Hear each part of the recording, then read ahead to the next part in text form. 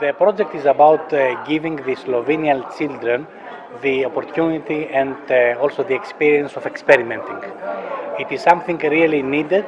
The teachers are asking for it, they want it, but it's not always available in the Slovenian schools.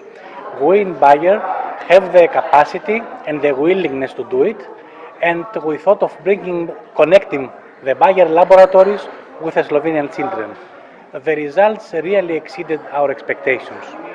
And we are really thinking now to enlarge the project on a local basis, so to have local experimentation with Bayer labs in Slovenia, not to have to sell children to Leverkusen for this.